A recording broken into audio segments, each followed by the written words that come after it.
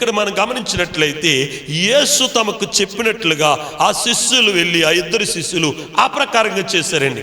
కట్టబడినటువంటి ఆ గాడిదని విప్పి యేసు దగ్గరికి తోలుకొని వచ్చారండి. యేసు దగ్గరికి తోలుకొని రాగానే ఆ శిష్యులు ఏం చేశారంటే ఆ గాడిద మీదకు యేసుని ఆ కూర్చోక మునుపు ఆ గాడిద మీద ఏం చేశారంటే వస్త్రాలు వేశారు. ఏ వస్త్రాలు అంటే విలువైనటువంటి వారు వస్త్రాలు తీసి ఏం చేశారంటే ఆయన మీద, ఆ గాడిద మీద వేశారు. ఆ వస్త్రముల మీద వేయబడిన తర్వాత ఆ వస్త్రముల పైన యేసు కూర్చున్నాడు. గాడిదను ఎక్కి ఆయన ఆ యొక్క పట్టణములు యెరూషలేములో ప్రవేశిస్తూ ఉన్నాడు.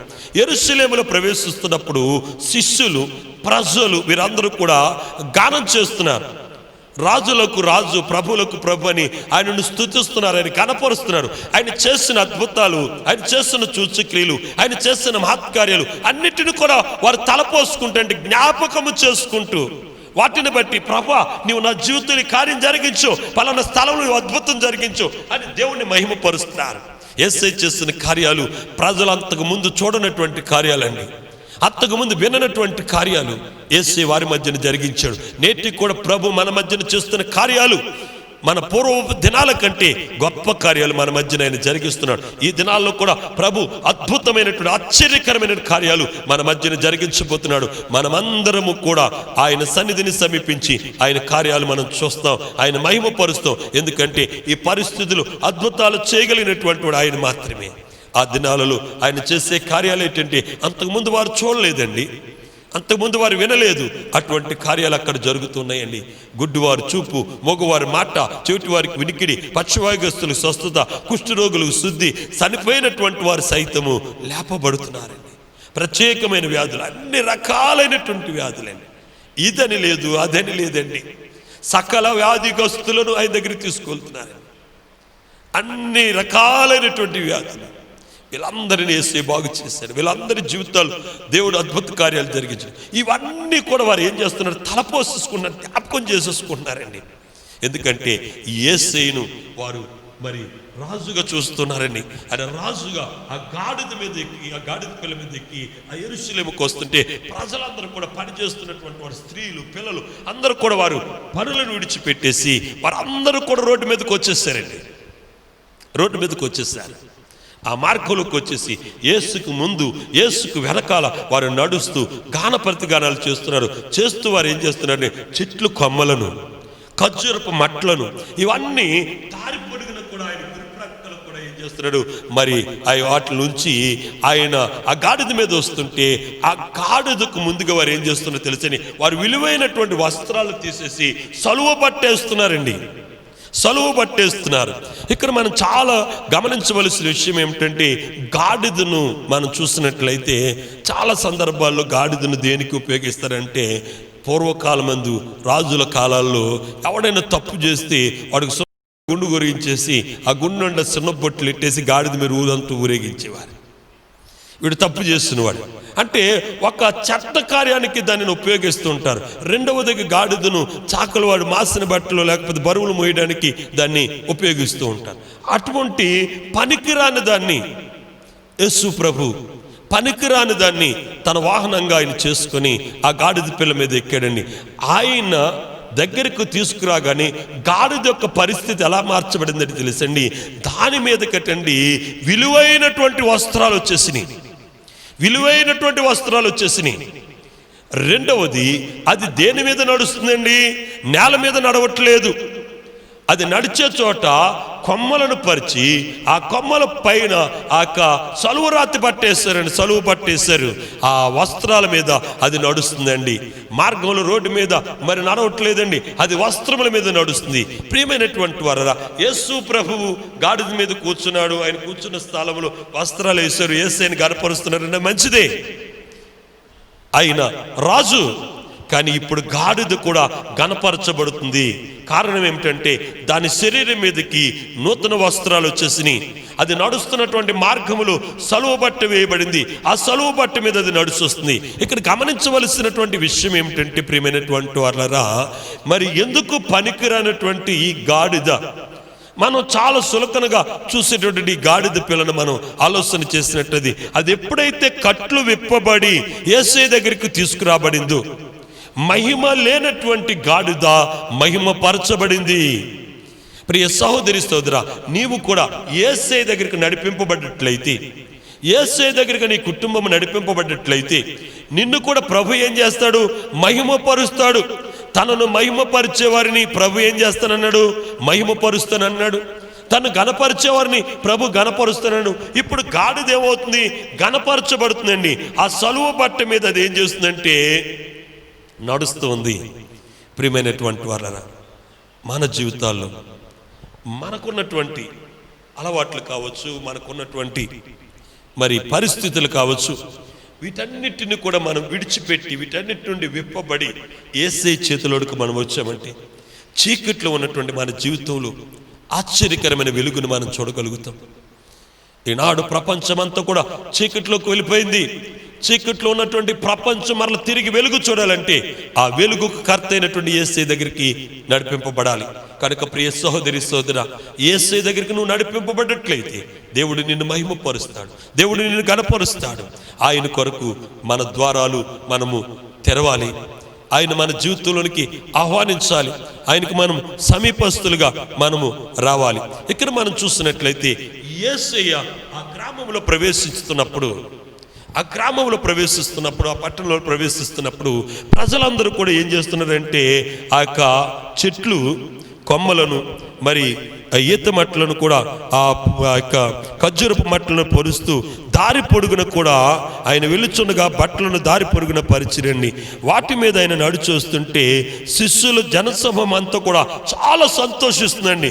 సంతోషించి వారు ప్రభు పేరట వచ్చు రాజు స్తుతింపబడును గాక, పరలోకమందు సమాధానమును సర్వోన్నతమైన స్థలములలో మహిమ ఉన్నను గాక అని వారు గాన ప్రతిగానాలు చేస్తున్నారండి. ఆయనను పరిశుద్ధుడిగా మరి ఆయన గణపరుస్తున్నారు, ఆయన పరిశుద్ధుడిగా కొనియాడుతున్నారండి.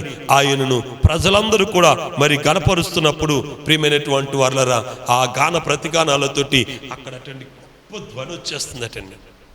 గొప్ప ధ్వని. ఈనాడు మరి మనకి ఎంత గొప్ప సౌండ్ సిస్టమ్ ఉంది. ఆ రోజు ఏ సౌండ్ సిస్టమ్ లేదండి. లేకపోయినా వారు ప్రభుని గాన ప్రతిగానాలతోటి వారు స్తుతిస్తున్నప్పుడు, వారి గాన ప్రతిగానాలతోటి ఆ ప్రాంతం అంతా కూడా దద్దరిల్లిపోతున్నప్పుడు అక్కడ ఉన్న పరిసయ్యులు, శాస్త్రులు, మరి ఆ ప్రధాన యాజకులు మనం చూసినట్లయితే వారందరూ అంటున్నారట, ప్రభువా నీ శిష్యులను ఊరకుండు మనం చెప్పమంటున్నారు. ఈ మాట వారు పలుకుతున్నారు. ఊరుకున్నామని చెప్పండి, వాళ్ళు నిశ్శబ్దంగా ఉండమని చెప్పండి అని చెప్తున్నారు. ఈ మాట విన్నప్పుడు ప్రభు చాలా బాధపడి ఉంటాడు. ఎందుకంటే ఆయన స్తుతించవలసిన సమయం ఇది. ఆ స్తుతిని నిలిపివేయమని, వారి గానాన్ని నిలిపివేయమని వారు కోరుతున్నప్పుడు ప్రభు నిజంగా బాధపడి ఉంటాడు. బాధపడి ఆయన అంటున్నాడు, ఒకవేళ నేను వీళ్ళని ఊరుకోమన్నానంటే ఈ రాళ్ళు మాట్లాడతాయి, అవే గాన ప్రతిగానాలు చేసేస్తాయి అని ప్రభు తిరిగి వారికి సమాధానం చెప్పాడు. ప్రియమైనటువంటి వారు, ఇక్కడ మనం చూస్తున్నట్లయితే రాజు గాడిదని ఎక్కి మరి ఆ యెరూషలేములోనికి ఆయన ప్రవేశించాడండి. ఆయన కొరకు యెరూషలేము ద్వారాలు ఏమైనటువంటి తెరువబడ్డాయండి. ప్రియమైనటువంటి వారా, రాజుగా మన మధ్యకు వస్తున్న ప్రభు కొరకు మన ద్వారాలు మనం ఏం చేయాలంటే తెరవాలండి. పరిశుద్ధ గ్రంథంలో మనం చూసినట్లయితే మరి కీర్తనల గ్రంథము 24వ కీర్తనలో కీర్తనకారుడు ఈ రీతిగా మాట్లాడుతున్నాడు. 7వ వచనం చూసినట్లయితే, గుమ్మములారా మీ తలలు పైకెత్తుకునుడి, మహిమగల రాజు ప్రవేశించినట్లు పురాతనమైన తలుపులారా మిమ్మును లేవనెత్తుకునుడి. మహిమగల ఈ రాజు ఎవడు? బల శౌర్యము గల యెహోవా, యుద్ధ సూర్యుడైన యెహోవా. గుమ్మములారా మీ తలలు పైకెత్తుకునుడి, పురాతనమైన తలుపులారా మహిమగల రాజు ప్రవేశించినట్లు మిమ్మును లేవనెత్తుకునుడి. మహిమగల ఈ రాజు ఎవడు? సైన్యములకు అధిపతి యెహోవా, ఆయనే ఈ మహిమగల రాజు మన జీవితంలో ప్రవేశించినట్లు మనము మరి మన యొక్క తలుపులను తెరవలసిన పరిస్థితి, గుమ్మాలు తలలెత్తుకోవలసినటువంటి పరిస్థితి అన్ని కీర్తనకారుడు ఎప్పుడో తెలియజేశాడు. మహిమగల రాజు ఎవరు? ఈయన ఎవరు?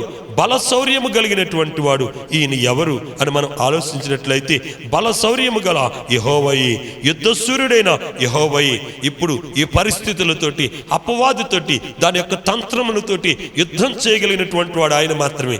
బైబిల్లో మనం చూసినట్లయితే మనము పోరాడినది శరీరాలతో కాదని అపోస్తలుడైన పౌలు తెలియజేస్తున్నాడు. అవును, శరీరాలతో మనం పోరాడినప్పుడు మనకు బలం కావాలి. బలగం కావాలి. బలగం ఉంటే మనం జయించవచ్చు. కానీ మనం పోరాడింది శరీరాలతో కాదు. ఈనాడు దినాల్లో మనం చూస్తున్నట్లయితే కంటికి కనపడినటువంటి ఆ భయంకరమైన కరోనాతోటి లోకమంతా కూడా పోరాటం చేస్తుంది, కానీ జయం రావట్లేదు. అయితే ఈ కంటికి కనపడిన ఈ భయంకరమైన వైరస్ నుండి లోకాన్ని కాపాడగలిగినటువంటి వాడు ఆయన మాత్రమే.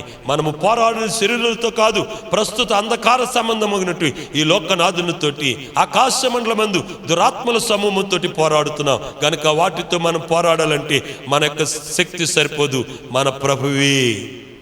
కనుక ఈ సమయమందు మనం చేయవలసింది ఏంటంటే ప్రార్థన.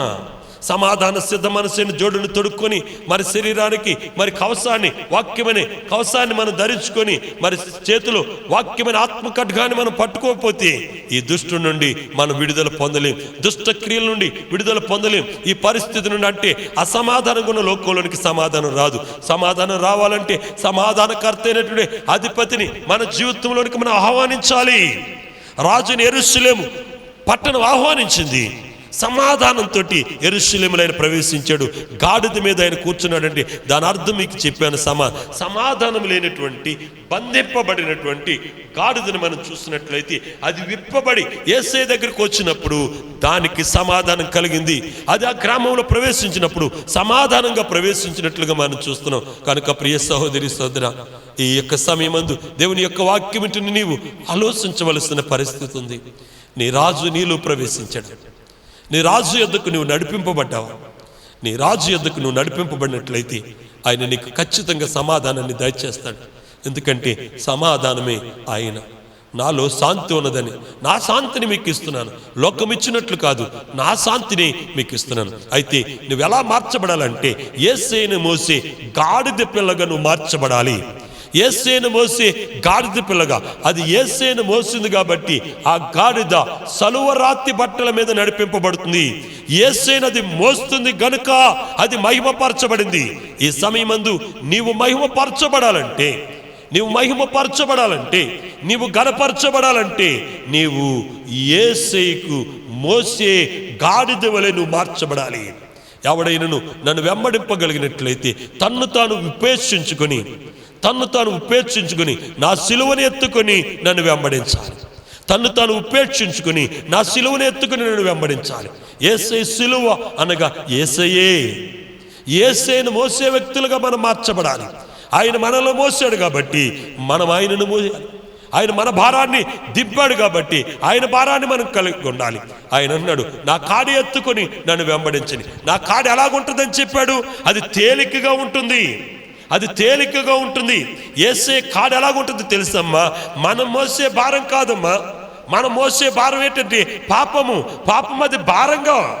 అది భారము మనల్ని కృంగదీస్తుంది, మనల్ని రోగగ్రస్తునిగా చేస్తుంది, మనల్ని బలహీనునిగా చేస్తుంది, మన జీవితంలో అసమాధానం లేకుండా చేస్తుంది. కానీ యేసే కాడి ఎప్పుడైతే మన మీదకి వచ్చిందో అనగా యేసేని ఎప్పుడైతే మనం మోస్తామో మన జీవితంలో నిండైనటువంటి సమాధానం వస్తుంది. ప్రియ సహోదరి సోదరా, ఇప్పటి వరకు లోకంలో ఉన్నటువంటి నీకు అనుకూలమైనవి లేకపోతే నీ ఉద్దేశ ప్రకారంగా నీవు ఆయా భారాలను కలిగి ఉన్నావేమో, అది ఈరోజు నిన్ను కృంగదీస్తుందేమో, అది ఈరోజు నిన్ను బలహీనపరుస్తుందేమో, అది ఈరోజు నిన్ను దేవునికి దూరంగా చేస్తుందేమో. అయితే యేసయ్య సాదరంగా ఆహ్వానిస్తున్నాడు. ఆయన మోసే గాడిద పిల్ల ఏ రీతిగా అయితే ఉందో నీవు కూడా ఆయన మోసే వ్యక్తిగా నువ్వు మార్చబడాలి. ఆయన మోసే వ్యక్తిగా నువ్వు మార్చబడినప్పుడు ఆ తలుపులటండి తెరువబడితే నీవు రాజుగా అందులోకి నువ్వు ప్రవేశించే ఆ యోగ్యత, ఆ ధన్యత, ఆ కృపగల దేవుడు నీకు నాకు అనుగ్రహిస్తాడు. కనుక ప్రియ సహోదరి సహోదరా, ఇప్పటి వరకు నీవింకా బంధింపబడి ఉన్నావేమో, నీ కట్లను విప్పమని ప్రభు సెలవిస్తున్నాడు. కారణం ఏమిటంటే సమాధానాన్ని దయచేయడానికి ఆయన యెరూషలేములో ప్రవేశించింది. సమాధానంతో ఆయన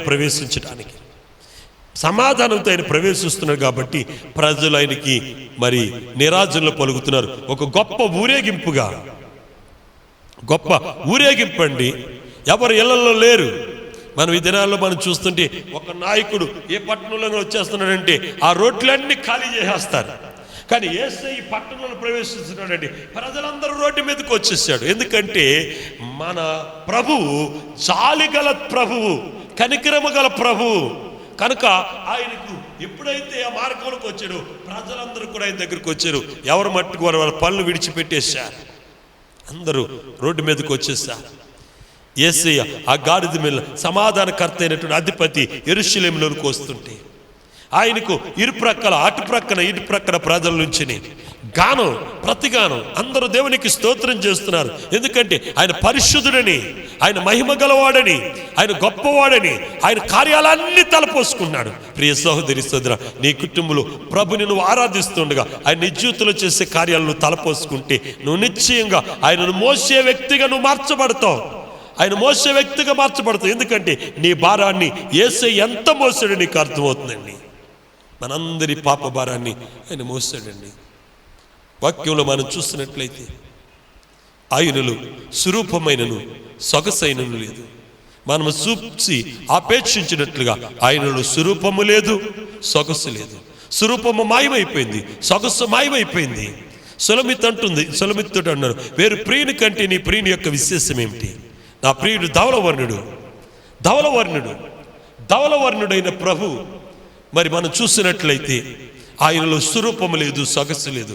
కారణం ఏమిటంటే ఆయన రక్తవర్ణుడిగా మార్చబడ్డాడు, రక్తవర్ణుడిగా మార్చబడ్డాడు. అరికాలు మొదలుకొని నడినెత్తి వరకు రక్తమయమే, శరీరం అంతా రక్తమే. ఎందుకంటే ఆయన నిన్ను నన్ను రక్షించడం కొరకు నీ భారాన్ని నా భారాన్ని ఆయన వహించాడు. ఇప్పుడు యేసయ్య అనేది నా కాడి ఎత్తుకుని నన్ను వెంబడించండి, నా కాడి ఎత్తుకుని నన్ను వెంబడించండి, మీకు విశ్రాంతి నేను దయచేస్తాను. నేను సాత్వికుడను, దీన మనస్సు గలవాడను. ఆయన గాడిదను మీద కూర్చోవడానికి ఇంకో కారణం ఏంటంటే ఆయన సాత్వికుడు. ఆయన సాత్వికుడు, సాత్వికుడు కనుక సాత్వికమైనటువంటి గాడిద మీద ఆయన కూర్చున్నాడు. గాడిద గురించి ముందే చెప్పాను, అది సమాధానానికి సాదృశ్యంగా ఉంది. సమాధానం ఉన్న చోట తగ్గింపు ఉంటుందండి, సమాధానం ఉన్న చోట తగ్గింపు ఉంటుంది. ఈ దినాల్లో మనం చూస్తున్నట్లయితే క్రైస్తవులు కావచ్చు, క్రైస్తవేతరులు కావచ్చు, వారి జీవితంలో తగ్గింపు కనబడట్లేదండి, తగ్గింపు కనబడట్లేదు. యేసయ్య ఒక మాట చెప్పాడు, తన్ను తాను తగ్గించుకున్నవాడు హెచ్చింపబడును, తన్ను తాను హెచ్చించుకున్నవాడు తగ్గింపబడు. ఏమి చూసుకుని మనం హెచ్చించుకోవాలి? మన అందమా, మన ఆస్త, మన బలమా, మన శౌర్యమా, మన బలగమా? ఇవన్నీ ఒక్కనాటికి మనం విడిచిపెట్టేయాలమ్మా, ఇవన్నీ మనం ఒక్కనాటికి విడిచిపెట్టేయాలి. కనుక ఏది మనతో రాదు, అయితే మనతో వచ్చేది ఒక్కటే, మరి మన నీతి.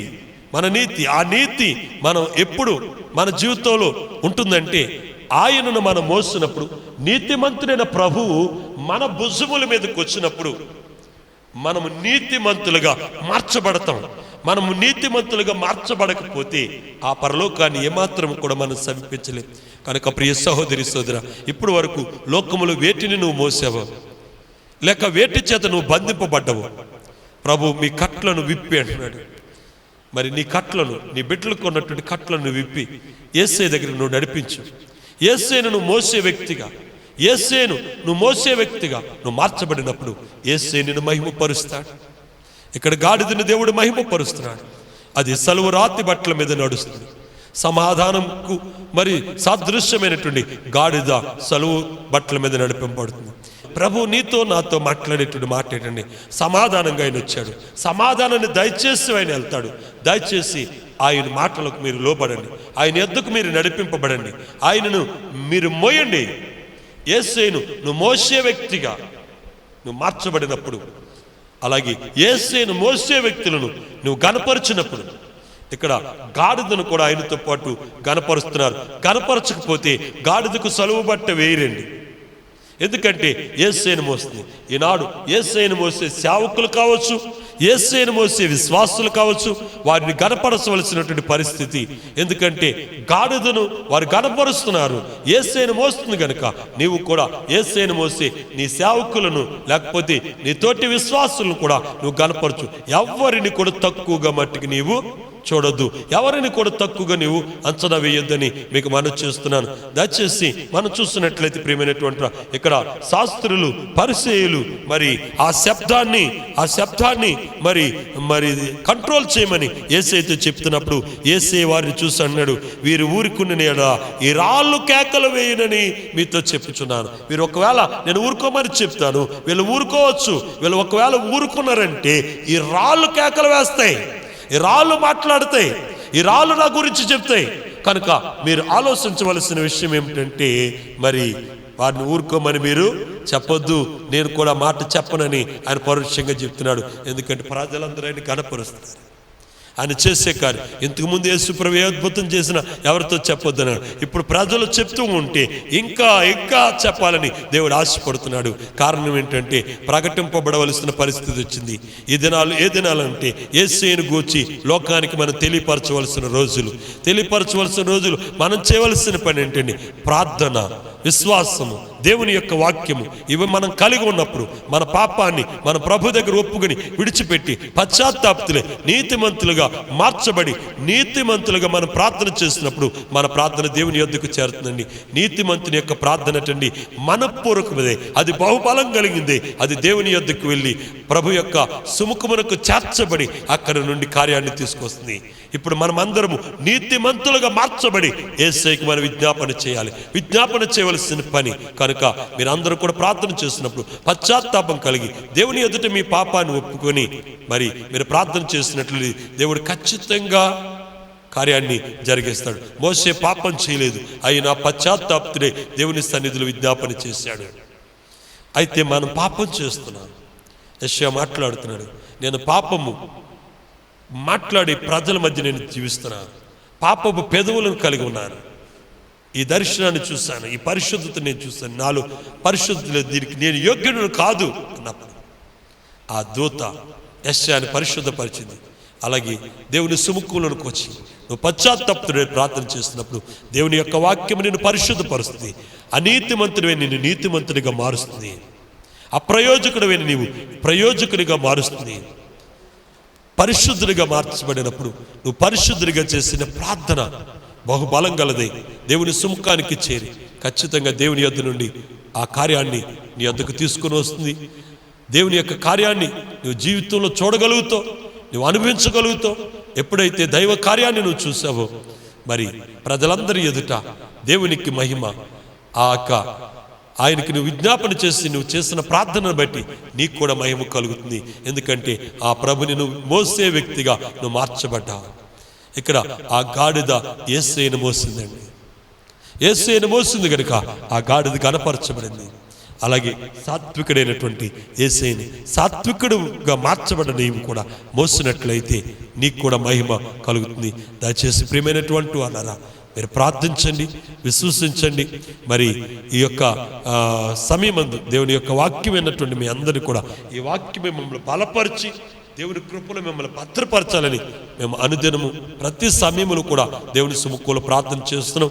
దయచేసి మీరు ఎవరు కూడా భయపడవలసిన పని లేదు. దేవుని యందు విశ్వాసం ఉంచండి. యేసు ప్రభు చెప్తున్నాడు యాయూరుతోటి, మరణము తన ఇంట్లో ఉంది. మరణమున్న ఆ యాయూరుతో దేవుడు మాట్లాడుతున్నాడు, యాయూరు భయపడకు, నా యందు నమ్మిక ఉంచు. ఇప్పుడు లోకంలో మరణం ఉంది, అయితే యేసయ్య చెప్పే మాట, భయపడకండి, నా యందు నమ్మిక మాత్రం ఉంచండి, నా యందు విశ్వాసం మాత్రం ఉంచండి. మీరు కలవరపడద్దు, విశ్వాసం ఉంచండి. ఖచ్చితంగా ఆయన కార్యం జరిగిస్తాడు. యేసయ్య అద్భుతం చేయబోతున్నాడు. లోకమంతా కూడా ఆయన మహిమపరిచేటట్లు దైవ కార్యం లోకంలో జరగబోతుంది. ప్రతి ఒక్కరు మీ విశ్వాసాన్ని కోల్పోకుండా ధైర్యం కలిగి విశ్వాసం కలిగి ప్రభుని మీరు ఆరాధించండి, ప్రభుని మీరు సేవించండి, ప్రభుని మీరు కనపరచండి. ఎవరి ఇళ్లలో వారే కుటుంబముగా కూడి ప్రభుకి విజ్ఞాపన చేయండి. దేవుని యొక్క వాక్యాన్ని ధ్యానం చేయండి. వాక్యం మీద మీరు నిలిచి ఉండండి. మీ పాపాన్ని ప్రభు ఎదుట ఒప్పుకోండి. లోకంలోని ప్రతి ఒక్కరి పాపాన్ని కూడా మీరు ఒప్పుకోండి. మోసే ఇజ్రాయేలు పక్షంగా ప్రార్థన చేసినప్పుడు ఇజ్రాయేలు చేసిన పాపమంతా కూడా మోసే మరి ఒప్పుకొని ప్రార్థన చేస్తున్నాడు, దయచేసి క్షమించమని. మనం కూడా ఆ రీతిగా ప్రభుని అడుగుదాం. దేవుని యొక్క కార్యాన్ని, దేవుని యొక్క మహిమను, దేవుని యొక్క సమాధాన్ని, దేవుని యొక్క శాంతిని లోకంలోనికి తీసుకొద్దాం. ఆ రీతిగా ప్రభు మనందరి ఎడల తన మహాకృపను చూపించాలని నేను ప్రార్థిస్తున్నాను. దేవుడి కొద్ది మాటలు మీ అందరి వినికిడిలో దీవించునుగాక. ఆమేన్. చిన్న ప్రార్థన చేసుకుందాం. ప్రతి ఒక్కరు మీరున్న స్థలంలో మోకరించండి. వీలు లేకపోతే తలలు వంచండి. మహాపరిశుద్ధుడవు, మహోన్నతుడవు, సర్వాధికారి, సకల ఆశీర్వాదాలకు కారణభూతుడైన మా ప్రియ పరలోకపు తండ్రి, నీకు అనేకమైన వందనములు, స్తుతులు, స్తోత్రాలైన సహాయం చేయని నీ కార్యాన్ని మీరు జరిగించండి ప్రభునైనా. నేడు ప్రపంచములో పరిస్థితులు మేము చూస్తుంటే ఎంతో భయాందోళనలతో ఉంది ప్రభు. ఈ పరిస్థితులను మార్చగలిగినటువంటి వాడు నీవు మాత్రమే. ఖచ్చితంగా నీ కార్యాన్ని మీరు జరిగించండి. ఖచ్చితంగా నీ కార్యాన్ని శీఘ్రంగా మీరు జరిగించండి. మానవులందరి జీవితంలో నీ సమాధానాన్ని, నీ శాంతిని అనుగ్రహించి మా కట్ల నుండి, మా బంధకముల నుండి మమ్మల్ని విడిపించినైనా, నేను మోసే వ్యక్తులుగానైనా సమాధానం కలిగినటువంటి వారిగా మమ్మల్ని మార్చమని నేను ప్రార్థన చేస్తున్నాను. ఈ లైవ్ ద్వారా ఎందరైతే ఈ కార్యక్రమాన్ని వీక్షిస్తున్నారో వారందరినీ, వారి కుటుంబములను మీరు దీవించనైనా, నీ చేతులకు అప్పగిస్తున్నానైనా. పరలోకము నుండి భూ సంబంధమైన ప్రతి ఆశీర్వాదం బిడ్డలకు మీరు అనుగ్రహించమని నేను ప్రార్థన చేస్తున్నాను. ప్రతి ఒక్క వ్యక్తినైనా ఆశీర్వదింపబడే వ్యక్తిగా, అనేకులకు ఆశీర్వాదకరంగా ఉండే వ్యక్తులుగా మీరు మార్చమని నేను ప్రార్థన చేస్తున్నాను. చీకటి శక్తి లయపరచండి, అంధకార శక్తులను బంధించండి, సాతాను క్రియను మరి నైనా లోకములో నుండి నైనా మీరు తీసివేయమని నేను ప్రార్థన చేస్తున్నాను. నేను సహాయం చేయనైనా మమ్మల్ని అందరినీ కూడా నీ యొక్క నామములు అద్భుతమైన సాక్షులుగా మీరు మార్చనైనా. మేము శీఘ్రంగా మేమందరము కలిసి నీ సన్నిధిలో ఆరాధించి ఆ కృప దయచేయమని మా ప్రభువును ఆత్మల ప్రధాన కాపరైనటువంటి యేసుక్రీస్తు పరిశుద్ధ నామమును బట్టి ప్రార్థించి స్తుతించి బ్రతిమాలు వేడుకొంచున్నాము తండ్రి. ఆమేన్.